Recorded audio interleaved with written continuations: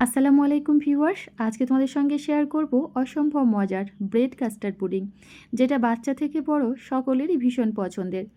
আর এই রেসিপিটা বানানোর জন্য না লাগবে গুঁড়া দুধ, কনডেন্স মিল্ক, আর না লাগবে ক্রিম। হাতের কাছে থাকা দুই একটা উপকরণ দিয়েই অল্প সময়ে ঝটপট বানিয়ে নিতে পারবে। তো চলো দেখে নিই, আশা করছি ভালো লাগবে। প্রথমে প্যানের মধ্যে নিয়ে নিচ্ছি খুবই সামান্য পরিমাণে একটু পানি, অ্যাড করে দিলাম 500 ml লিকুইড ফুল ক্রিম দুধ। যে কোনো ডেজার্ট আইটেম ফুল ক্রিম দুধ দিয়ে বানালে টেস্ট অনেক বেশি ভালো আসে। চুলার ফ্লেম মিডিয়াম হাই রেখে অনবরত নেড়ে ছেড়ে দুধটাকে 3 থেকে 4 মিনিট খুব ভালোভাবে ফুটিয়ে নিব। আমি যেহেতু এখানে কাঁচা দুধ ব্যবহার করছি, তাই দুধটা অবশ্যই ভালোভাবে ফুটিয়ে নিতে হবে, এতে করে দুধের কাঁচা গন্ধটা চলে যাবে। তো আমি এখানে দুধটাকে প্রায় 3 মিনিটের মতো খুব ভালোভাবে ফুটিয়ে নিয়েছি। এবার এখানে মিষ্টির জন্য দিয়ে দিচ্ছি 1/4 কাপ চিনি। মিষ্টির পরিমাণ নিজের টেস্ট অনুযায়ী বাড়িয়ে কমিয়ে নিতে পারো। চিনি অ্যাড করার পর আবারও দুধটাকে 2 মিনিটের মতো খুব ভালোভাবে ফুটিয়ে নিয়েছি। এবার চুলোর ফ্লেম একেবারে লোয়ে রেখে একটা মিশ্রণ তৈরি করে নিব। এদিকে দেখো, একটা বাটির মধ্যে আমি হাফ বাটি পরিমাণ দুধ নিয়েছি, আর এই দুধটা আগে থেকে জাল করে ভালোভাবে ঠান্ডা করে নিয়েছি। এবারে ঠান্ডা দুধের মধ্যে আমি 2 চা চামচ পরিমাণ ভ্যানিলা ফ্লেভারের কাস্টার্ড পাউডার দিয়ে খুব ভালোভাবে নেড়েচেড়ে মিশিয়ে নিচ্ছি। এখানে কিন্তু কোনোভাবে গরম দুধের মধ্যে কাস্টার্ড পাউডারটা অ্যাড করবে না, তাহলে দেখবে সাথে সাথেই দলা পেকে যাবে। এবারে মিশ্রণটা দুধের মধ্যে দিয়ে খুব ভালোভাবে নেড়েচেড়ে মিশিয়ে নেব।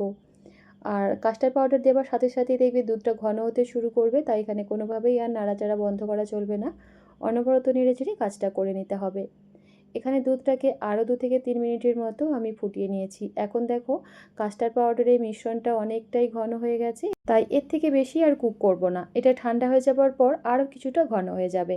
ঘনত্বটা হয়তো বা দেখেই নিশ্চয়ই বুঝতে পারছো, ঠিক এইভাবে বানিয়ে নেবে। এবার চুলো ফ্লেম অফ করে কাস্টার্ডের এই মিশ্রণটা হালকা ঠান্ডা হওয়ার জন্য একটা সাইডে রেখে দেবো। আর এই ডেজার্টটা বানানোর জন্য আমি এখানে 7 থেকে 8 পিস স্লাইস ব্রেড নিয়েছি।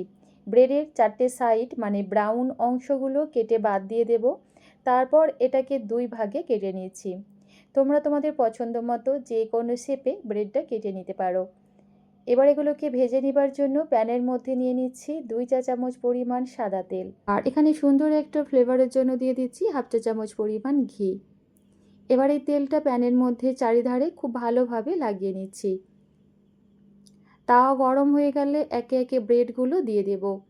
আমি এখানে খুবই সামান্য পরিমাণ তেলের মধ্যে ব্রেডগুলো ভেজে নিচ্ছি। তোমরা চাইলে অবশ্যই ব্রেডগুলো ডুবো তেলেও ভেজে নিতে পারো, তবে ব্রেডগুলো খুব বেশি লাল লাল করে ভাজবো না। 2 মিনিটের মতো উল্টে পাল্টে ভালোভাবে ক্রিস্পি আর মুচমুচে হওয়া পর্যন্ত ভেজে নিয়েছি। আজকের এই ডেজার্টটা সেট করার জন্য আমি কাচের বোল নিয়েছি। এবার এই ব্রেডগুলো প্রথমে বোলের মধ্যে খুব সুন্দরভাবে সাজিয়ে নিচ্ছি। তারপর আমরা যে কাস্টার্ড ক্রিমটা তৈরি করে রেখেছিলাম, এখন দেখো অনেকটাই ঘন হয়ে গেছে। আচ্ছা, তোমাদের যদি এই পর্যায়ে কাস্টার্ড ক্রিমটা একদম ঠান্ডা হয়ে যায়, হালকা একটু গরম করে তারপর ব্রেডের মধ্যে অ্যাড করবে। এতে করে ব্রেডগুলো নরম হবে আর ডেজার্টটা খেতেও অনেক বেশি ভালো লাগবে। আমি এখানে বেশ কিছুটা পরিমাণ কাস্টার্ডের মিশ্রণটা অ্যাড করেছি। একটু বেশি পরিমাণ দিলে ব্রেডগুলো একদমই ড্রাই থাকবে না, আর ভেতর পর্যন্ত খুব সুন্দরভাবে কাস্টার্ড ক্রিমটা সোক করবে। আর যেহেতু কাস্টার্ড বানাচ্ছি, এখানে ফল তো লাগবেই। এখানে ফল ব্যবহার করলে ডেজার্টের টেস্ট দ্বিগুণ বেড়ে যাবে। তো আমি আমার পছন্দ মতো কিছু ফল নিয়েছি। আপেল নিয়েছি, কলা নিয়েছি, কালো আঙ্গুর নিয়েছি, সবুজ আঙ্গুর নিয়েছি, আর নিয়েছি বেদানা। তোমরা তোমাদের পছন্দ মতো যে কোনো ফল ব্যবহার করবে, তবে টক জাতীয় ফল ব্যবহার করবে না। আমি এই ব্রেড পুডিংয়ের মধ্যে ফলের পরিমাণটা একটু বেশি রাখার চেষ্টা করছি, কারণ আমার বাচ্চারা খেতে ভীষণ পছন্দ করে। তোমরা তোমাদের পছন্দ মতো ফলের পরিমাণ বাড়িয়ে কমিয়ে নিতে পারো, আবার চাইলে তোমরা এখানে কিছু ড্রাই ফ্রুটও ব্যবহার করতে পারবে। বাকি ব্রেডগুলো দিয়ে আরও একটা লেয়ার তৈরি করে নিয়েছি, আর ওপর থেকে দিয়ে দিচ্ছি কাস্টার্ড ক্রিম।